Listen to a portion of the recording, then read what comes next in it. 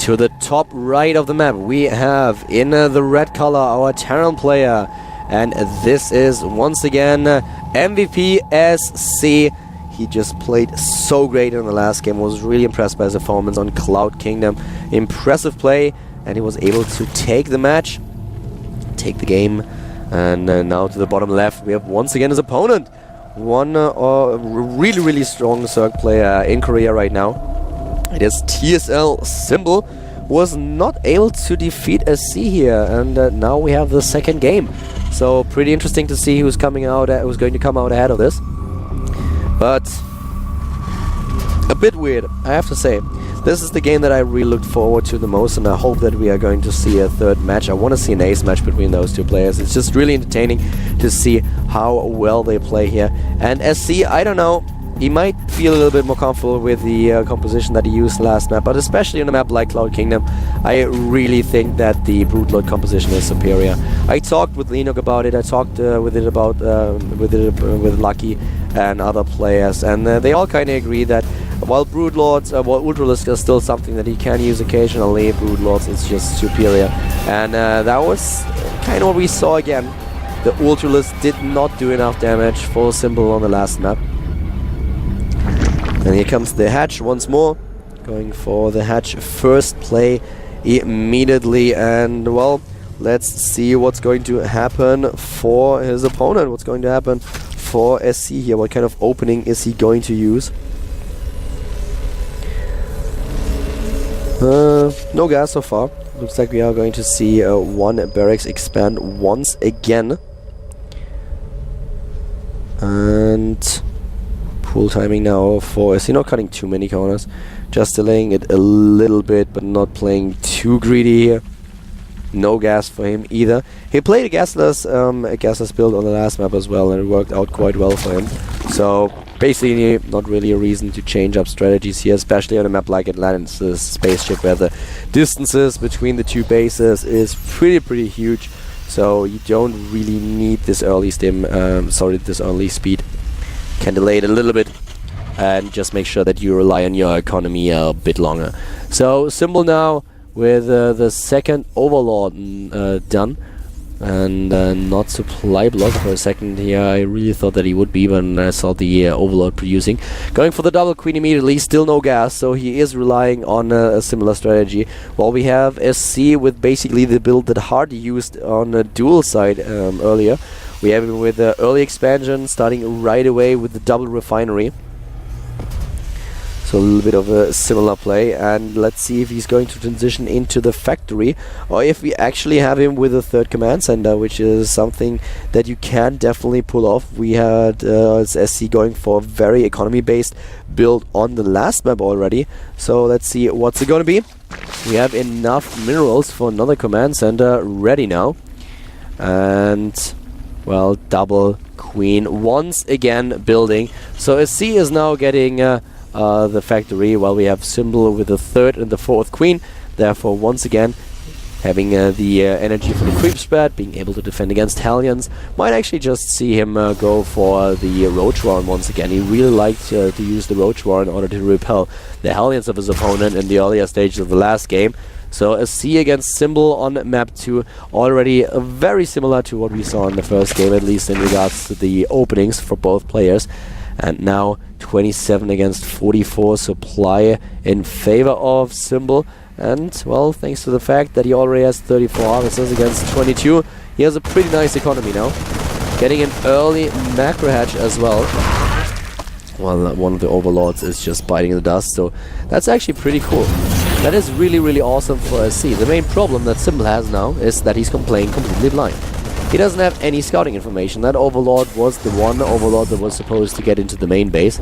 So at this point, what Symbol has to do is kind of play in the dark, but he will assume that his opponent is going for some kind of normal strategy, which is exactly what happens. So Symbol, he doesn't really have the scouting information, but there's not any kind of shenanigans coming in this way. So he should be fine. The 4 queens are already doing a decent job at just spreading creep, at making sure that there's nothing walking into the front. Double spine crawler for Symbol, playing it a bit safe here. Well, now additional creep tumors are being placed down, as you can see, so the Queen's doing a good job. We have a few Hellions building. 2 already at this point. No lair tech just yet, probably starting very soon though. Waiting for the gas, I guess. Oh, there's the double evolution chamber. Well, he does have, there's a lair tech. He does have enough gas to get not only the lair tech but also double upgrades at this point. He already has 4 extractors and is trying to spread his creep towards his 3rd base as well. So once again, a very, very passive game. And what is Symbol going to do? Symbol is going for a ton of Marauders here. He's going for a Hellion Marauder play. The creep tumors being killed. And, well, Hellion Marauder is very, very strong. That's a very strong build, and, well, we'll see if this is going to happen on 2 bases. We usually see it with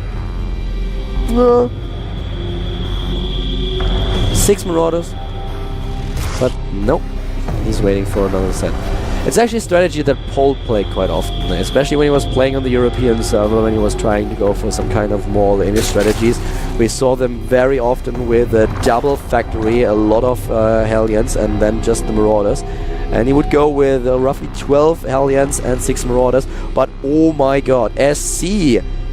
This attack is so strong, and the problem is that we have a Spy attack now. The Spy attack is really going to be a problem because it's going to be hit very, very late. We have all the Marines, 5 in total. We have the Marauders and the SCVs being pulled. And SC, he doesn't really know what exactly is happening here. And just look at the Banelings. That's the one thing that he might be able to pull off if he gets the Banelings into good position. But look at this. Wow.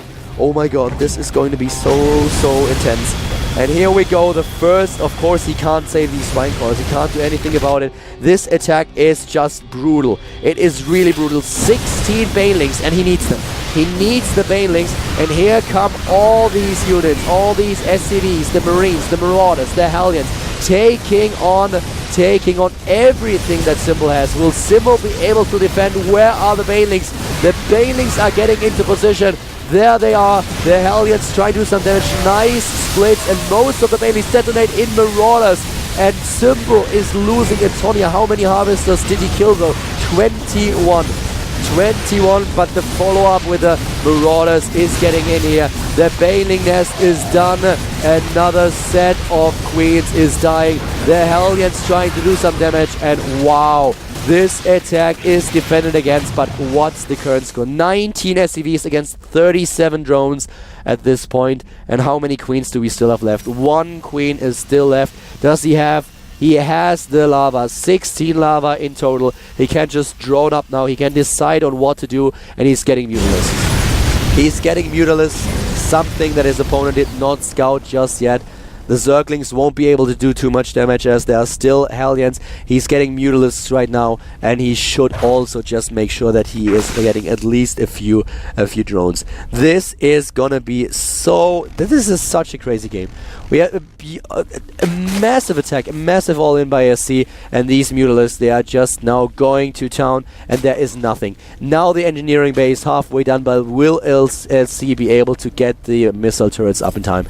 He's already building the first one in the main base. There are a few Marines. He should be able to defend against this. We have Stim but no combat shield, and the Mutalisks are arriving at the scene right now, taking down the first few SCVs. But will it be enough? He's droning up now and just trying to get into position somewhere. Just trying into a position while the Hellions are now just at the bottom left, killing a ton of drones here. The Hellions of SC doing a ton of damage. We don't see it on stream here, but he's taking down a lot of Harvesters. The Queen died as well. The Mutalisk still doing damage, as you can see, but all the drones are gone at the expansion, and SC is now realizing it, is headed into the main base, and if these drones die as well, a beautiful position for all the Hellions right now, but they're actually caught by the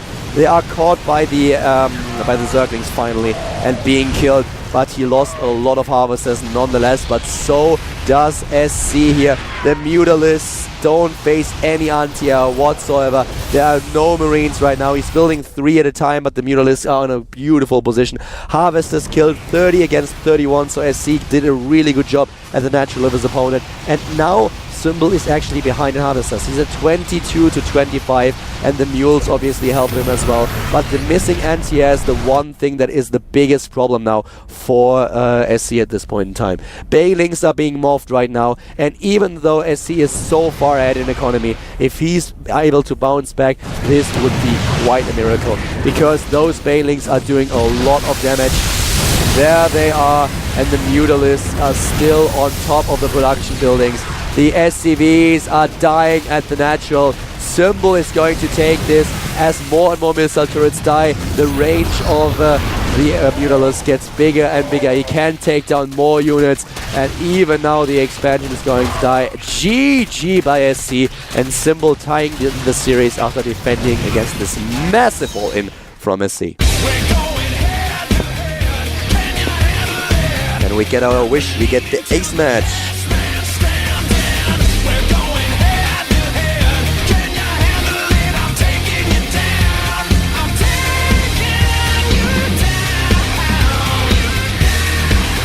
Got the ace match today, and another one, SC against Symbol. Game number 3 is going to take place on Daybreak. Pretty good map for Symbol here. All of them, sugo. Everyone is ready. Is Simnida, yep, go.